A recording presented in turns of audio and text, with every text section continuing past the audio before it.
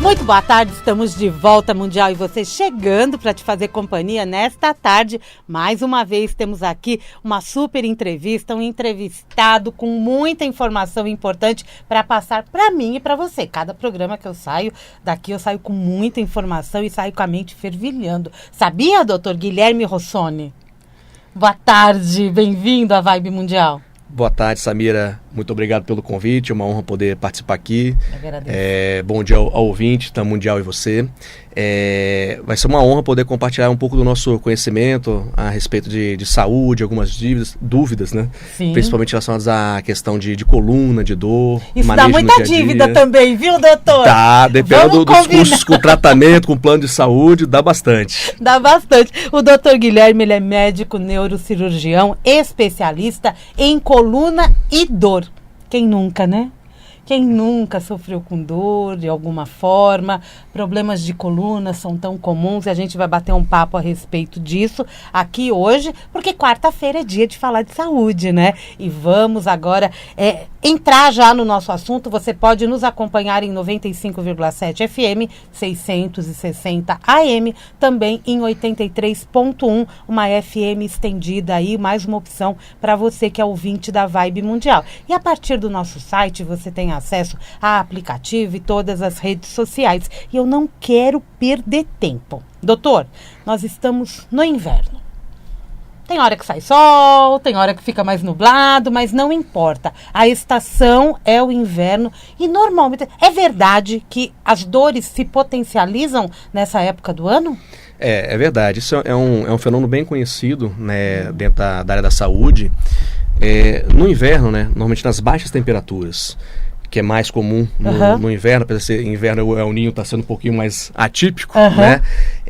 O que acontece? Os nossos vasos sanguíneos, eles tendem a ficar mais contraídos. Então chega menos fluxo de sangue para dentro dos músculos, para dentro das articulações. Isso acaba trazendo um pouquinho mais de rigidez na movimentação, acaba dificultando também a limpeza, a drenagem de substâncias ali que ficaram acumuladas, inflamatórias, dos movimentos, dos traumas repetitivos do nosso dia a dia. É muito comum também, no frio, os líquidos que ficam nas articulações da coluna, tá? Que a gente chama de líquido sinovial, que é um líquido que banha a articulação, como se fosse o óleo da engrenagem, o óleo do motor, que impede o contato de um osso no outro. Esse líquido, ele também fica mais enrijecido, ele fica mais parecendo um gel, e aí isso torna o movimento mais rígido, mais doloroso. E uma outra questão que contribui muito para a piora dos pacientes que já sofrem com algumas dores musculares, dores articulares, é que no frio o músculo, para produzir calor, ele faz contração muscular. E a própria contratura muscular, como se fosse uma cãibra localizada, contribui ainda mais para agravar o quadro de dor. E cãibra normalmente aumenta no frio? Costuma aumentar no frio, bastante. Mas cãibra é por nervo, né? Ou é um músculo? Cãibra é uma contratura do músculo. É contratura do músculo, por isso que também dá essa dor. Exatamente. É a dor mais chata que existe. É uma dor terrível aí, provavelmente muitos dos ouvintes já sentiu aquela cãibra terrível aí na panturrilha, na batata da perna, que aí tem que pedir para algum coleguinha lá ajudar, alongar bastante. A gente vê muito isso com jogador de futebol aí, quando corre muito na exaustão. Então, cãibra é uma exaustão do músculo, e que ocorre quando vem com muita exigência repetitiva daquele grupo muscular, ou piora também no frio, porque o músculo fica contraindo. A gente fica mais rígido também, né? A gente se encolhe para poder se aquecer. Exatamente. E o corpo todo sofre, E né? o corpo todo sofre. E quando a gente fala da coluna, a coluna ela fica mais contraída também. A coluna é uma grande articulação, né? Ela é um segmento que vai desde a base do pescoço, né, no crânio, que a gente chama de segmento cervical, passa pela região do tórax, que é a coluna dorsal, e vai até a região lombar, né, na transição lombo-sacral, na região ali do final do quadril, do bumbum. Então, ela é uma grande articulação. São vários segmentos chamados vértebras que se unem por meio de discos, de ligamentos. Então, tudo que eu falei de articulação, de músculos inseridos em volta da articulação da coluna, do osso da coluna, que são as vértebras, tudo isso funciona para a coluna do mesmo jeito, vai do mesmo jeito. Então, o músculo se contrai, o líquido fica fica mais rígido, então fica mais espesso, então isso torna um movimento mais rígido da coluna e, por conseguinte, aumenta a chance de trazer contratura muscular e perpetuar casos de dores crônicas. Já. Entendi. Independente da estação do ano, os problemas de coluna, eles sempre são muito corriqueiros. A gente ouve muitas pessoas se queixarem a respeito. Isso é uma coisa que sempre existiu na nossa estrutura, ou a vida moderna colabora mais com isso? Então, são 2 pontos. Primeiro, ter um desgaste na coluna é um processo natural de envelhecimento. Tá bom. Todo mundo vai passar. É o preço que a gente paga por ser bípede. Então, à medida que a gente vai envelhecendo, os nossos discos da coluna, os discos intervertebrais vão envelhecendo, as articulações da coluna, que chamam de articulações facetárias, também vão sofrendo um processo de artrose, vai se formando excesso de osso, que chamam de bico de papagaio. Quando a gente tem um dado até alarmante, assim, que eu sempre reforço para meus pacientes, que a OMS tem um estudo que mostra que 80% da população mundial sofre ou sofrerá com problemas de coluna. Ainda que seja uma dor pontual, com curta duração, que com um ciclo curto de analgésicos anti-inflamatórios vai resolver por poucos dias, ou pacientes que vão desenvolver dores crônicas, que podem inclusive acabar sendo submetidos a tratamento cirúrgico para tratamento dessas dores. Então, faz parte normal sentir dor, né? Agora, continuar com a dor não é normal e precisa ser investigado. Em relação a esse processo de desgaste natural que vem acontecendo e que pode ser acelerado em algumas pessoas e por isso pode trazer doenças, dor na coluna, dor no nervo ciático, aquela dor que irradia para a perna, formigamento, dormência. Agora, a questão da modernidade que você falou, isso vem influenciando de forma, sim, negativa, né? A gente tem tido, por exemplo, um aumento das queixas relacionadas a problemas cervicais, que é o que a gente chama de síndrome do pescoço tecnológico. O que é isso?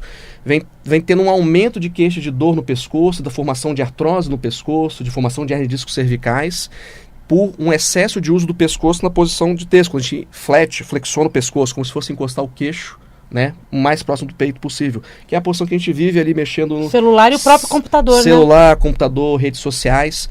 Só para você ter uma noção do impacto que isso traz. A nossa cabeça, né, o peso da cabeça de um ser humano adulto médio é de 5 quilos, mais ou menos. Só que isso é um peso relativo sobre a coluna. À medida que a gente vai fletindo o pescoço, né, esse peso relativo ele vai aumentando exponencialmente. Quando a gente chega a ter angulações de 30 a 45 graus, o peso varia de 25 a 30 quilos sobre a mesma estrutura da coluna. E isso acelera o desgaste das estruturas de sustentação, dos ligamentos, aumenta a incidência de formação de hernia de disco, de artrose, de bico de papagaio.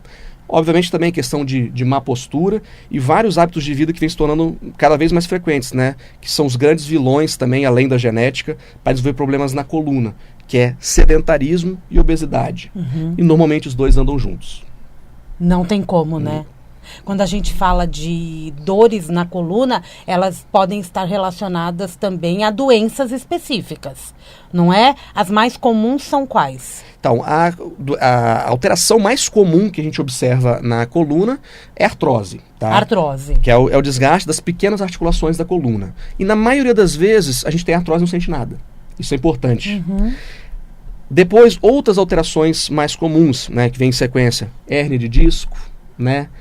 Mais raramente, canal estreito lombar, que a gente chama de estenose de canal lombar, que é uma doença mais do paciente idoso, aonde o túnel ósseo por onde passam a nossa medula e os nervos, ele vai sofrendo um processo de apertamento por excesso de osso, de ligamento, né? E também de hérnia de disco. Não é só a hérnia de disco no idoso. É um conjunto de alterações que leva esse canal estreito. Tem doenças mais raras que a gente chama de deslizamento de vértebra, que é o nome bonito disso é espondilolistese, né? Existem de forma secundária também fraturas na coluna, que no jovem normalmente são por traumas, né, traumatismos, vítimas de acidentes, e no paciente idoso é mais comum por osteoporose, que a gente chama de fratura patológica. É uma fratura por um osso frágil. Então, o osso muito poroso, só de você, às vezes, pegar a vértebra assim e apertar, ela esfarela. Ele desgasta. Desgasta todo. Então, às vezes o idoso fazendo um movimento brusco de levantamento, ou uma quedinha boba, né, de pequena altura, cair ao solo sentado, já é suficiente para fazer fraturas até mais graves na coluna. E, nesse caso, né, principalmente quando a gente fala do envelhecimento, quais os cuidados que a gente deve ter e a partir de que idade a gente tem que ficar mais atento e até frequentar o médico mesmo para fazer exames específicos? Porque eu, por exemplo, eu não sei como é que está minha carcaça. É importante investigar. Não como é? que tá. Eu tô com um examezinho lá que eu vou fazer, mas são coisas que às vezes a gente nem se preocupa. Até um médico falar, você nunca fez esse exame? Este é o momento. Exato. Então, em relação à profilaxia, prevenção, né, de doença da coluna, existe um grande vilão que a gente nunca vai conseguir vencer, que é a genética. Ok. Se a gente tiver uma genética ruim, o que a gente fala de genética? Uma tendência na história familiar, seus pais, ou irmãos, ou avós terem doenças graves da coluna, você tem uma chance aumentada de também desenvolver a mesma doença, independente do que você faça.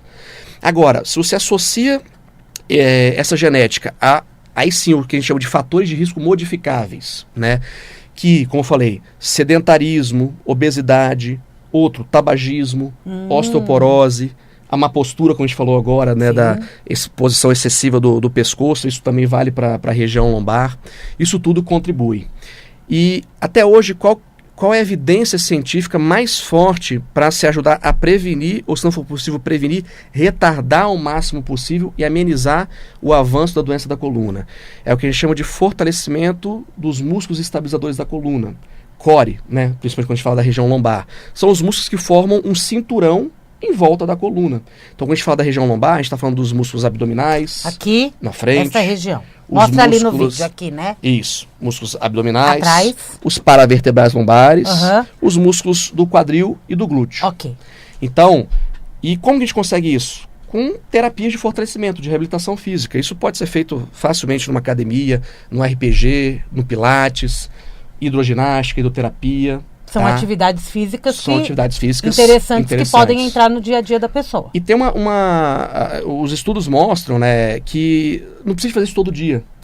A frequência mínima para você ter algum benefício é 3 vezes na semana, totalizando pelo menos aí 150 minutos de atividade. Ou seja, são 3 treinos de 50, 60 minutos. Tá perfeito. Quanto mais você fizer, melhor. Você vai ter uma musculatura mais fortalecida e você vai reduzir ainda mais os riscos. Agora, menos do que isso também, 2, 1 e 0 vezes, o benefício é muito pouco. Entendi. Então, mínimo, né? 3 já está excelente. Faça a tua atividade física e inclua uma destas no combo, né? Exatamente. Não é? Não precisa praticar todos os dias, mas 3 vezes na semana, mais alguns aeróbicos, então fortalece o organismo todo. Exatamente. Não é verdade? O core, né? O core, o tão preocupante core. Isso aí. Quando a gente fala de cirurgia, quando que recorre a ela? A famigerada cirurgia. Dá um medo, né? Dá bastante só de pensar, fazer uma cirurgia na coluna. E tem muito do imaginário popular, assim, que a cirurgia de coluna é uma cirurgia que vai ser um rasgo enorme nas costas, que muitas vezes vai colocar aqueles pinos, hastes, vai ter uma recuperação muito prolongada, você vai ficar 6 meses na cadeira de roda até voltar a andar, vai ficar aleijado. Isso mudou muito nos últimos anos, tá? No direto. E agora, quando a gente fala de cirurgia de coluna, é importante falar que, apesar de ser uma doença muito frequente, como a gente falou, pode acometer até 80% da população mundial, felizmente, a maioria esmagadora dos pacientes com problemas de coluna, quando faz o tratamento conservador, que é o tratamento clínico, não cirúrgico, vão melhorar sem qualquer necessidade de cirurgia. Tem uma estatística que mostra que até 95% dos pacientes que sofrem com problemas de coluna não vão ser submetidos a tratamento cirúrgico. Então, isso já é um alívio para o ouvinte. Estão aliviados. Né? Então, se você tem um problema de coluna, não se assusta, não acha que você está condenado a tratamento cirúrgico. Vá para o tratamento correto. Tem que fazer um acompanhamento com um especialista, acreditar nesse tratamento e ser disciplinado. E ser disciplinado, exatamente. Essa é a parte mais difícil, acredite. Tá? Eu acredito. Fazer a cirurgia, de você tendo especialista, treinado, é tranquilo. O problema é você convencer o paciente a ele mudar o estilo de vida, essa rotina saudável para prevenção de doenças da coluna. E agora, quando a gente fala das cirurgias, né? Doutor, realmente eu tentei de tudo, eu me incluí nesses 5% aí, vamos falar, entre aspas, azarados, né? Não é azarado, a cirurgia é a opção final de tratamento cirúrgico para resolver aquele problema de dor que vem te causando um prejuízo na qualidade de vida, vem impactando de forma negativa. E é a única esperança comparado com tudo que você já tentou antes. E que bom que tem ela. E que tem ela. E até mesmo hoje, para se tratar grande parte das doenças de coluna, a gente desenvolveu, né, a medicina associada à engenharia, né, a biociência, conseguiu desenvolver tecnologias cada vez menos agressivas, com pequenos cortes, com baixa taxa de sangramento, baixa taxa de infecção, rápida recuperação. Então, por exemplo, hoje para a gente operar uma das principais doenças que leva ao tratamento cirúrgico, que é a hérnia de disco, a famosa hérnia de disco. Sim, né? Ia te perguntar. Inclusive, eu vi numa postagem sua dizendo que a hérnia de disco é o problema mais relatado na sua rede social. Exatamente. Hérnia de disco, causando dor nas costas e a famosa irradiação para a perna.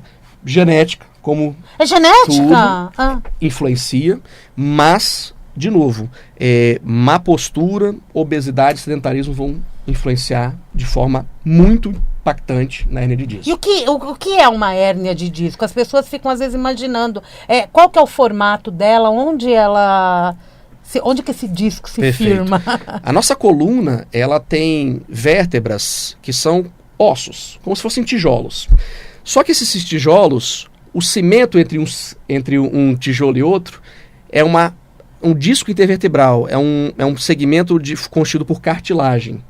É um disco, literalmente, em forma de uma bolacha. Uhum. E esse disco ele contém um anel em volta, bem espesso, tá? Que protege o seu conteúdo interno. Esse anel a gente chama de anel fibroso. E dentro do disco tem uma espécie de gelatina. Uhum. O que é o disco intervertebral? É uma articulação cartilaginosa que evita o impacto de um osso no outro, ou seja, evita que uma vértebra bata na ossa e permite movimentos da coluna. Tá. E ao mesmo tempo absorve impactos para impedir a transmissão desses impactos para dentro dos nervos da medula que estão passando lá dentro do túnel ósseo da coluna. O que é uma hérnia de disco? É quando aquela gelatina que está contida pelo anel, ela extravasa para fora, quando o anel rompe.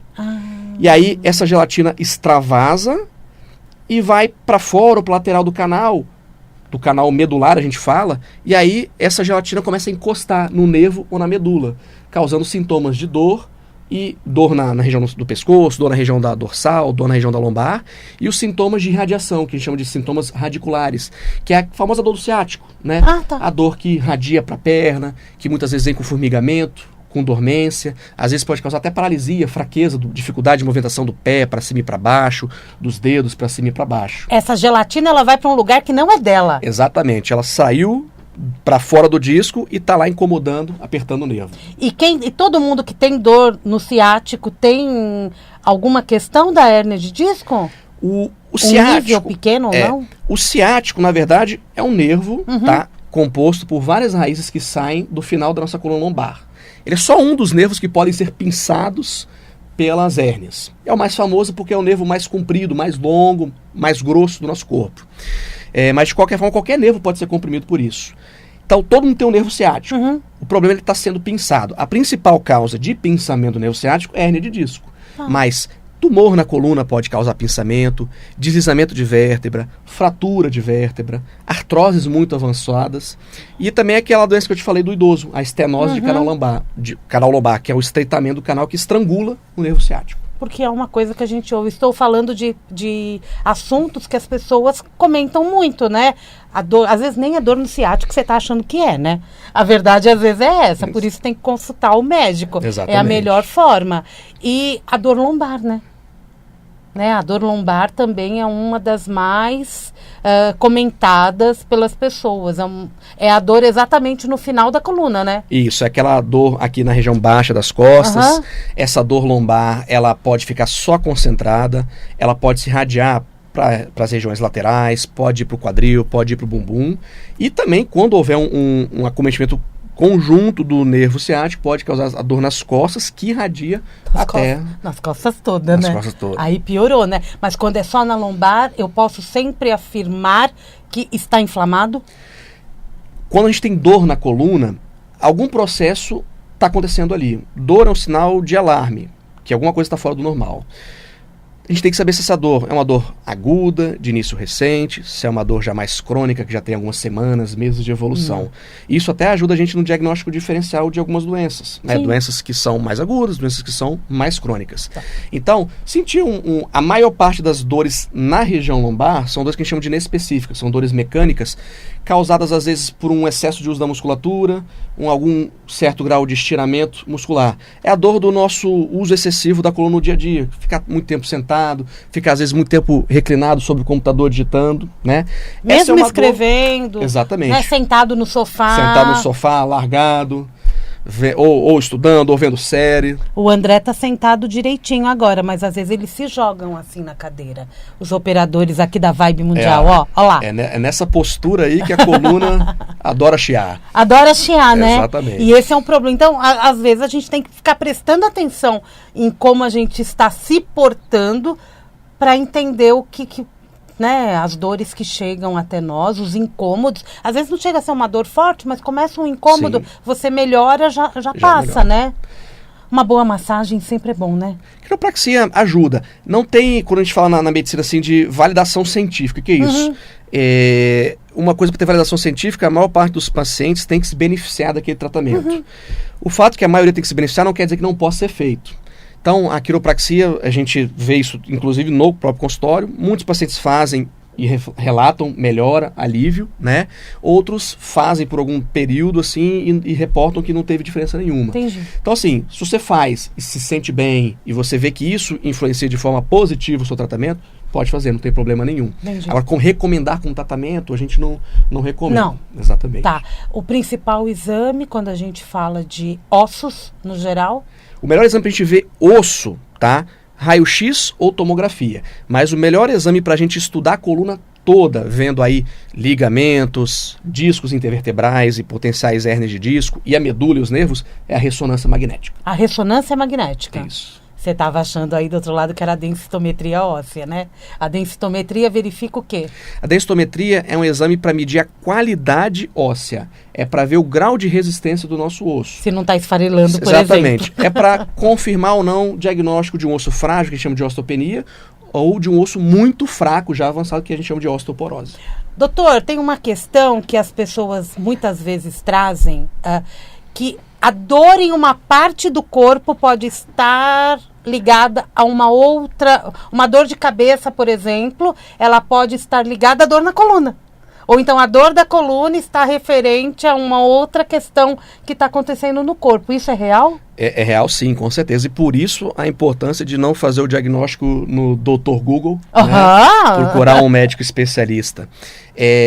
Dor de cabeça pode ser, de forma rara, secundária a doenças na coluna cervical, tá?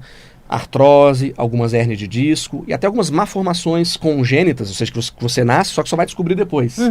Mas a principal causa de dor de cabeça é enxaqueca, por questões hormonais, por questões humorais. Mas quando a gente está investigando, está tratando enxaqueca e o paciente não responde a nada, você faz uma investigação da coluna e vê algumas questões de artrose ali, e vê hérnia de disco, a gente pode começar um tratamento específico para essas alterações e ver se a dor de cabeça responde. Da mesma forma também quando a gente fala na coluna lombar, né? Dor na coluna lombar, quer dizer que eu tenho problema na coluna? Nem sempre. Maior prova disso são as doenças dos rins, né? Entendi. Cólica renal, né? O famoso cálculo dos rins, causa uma dor na coluna terrível, que é muito pior do que a dor do nervo ciático. Entendi. Entendeu? Então, existem outras doenças que podem se manifestar com dor na coluna. Uma doença que é mais rara, que a gente chama de neuralgia pós-herpética, né? É uma neuralgia causada por um vírus. É um vírus que fica alojado dentro do nosso sistema nervoso. E em algumas situações de estresse, de baixa imunidade, ele pode se reativar. Esse vírus ele vai seguir no trajeto do nervo e pode doer na região da coluna, tanto na cervical, como na dorsal, que é o mais comum, como na região lombar. Então, um problema relacionado a vírus, infecção. Entendi. Uau, hein? Quanta informação. Doutor, tá acabando o programa. Quero que deixe uma mensagem aqui. O doutor Guilherme, gente, atende em São Paulo, Rio de Janeiro e Espírito Santo. Então, rede social qual é? Segue a gente lá no Instagram, é @Dr. Guilherme Rossoni. É o meio mais fácil de você buscar todas as informações, o contato e seguir, porque tem muita dica interessante lá para o nosso dia a dia, né, doutor? Isso aí. Queria agradecer a oportunidade aqui de estar podendo compartilhar um pouquinho do nosso conhecimento, da nossa rotina do dia a dia.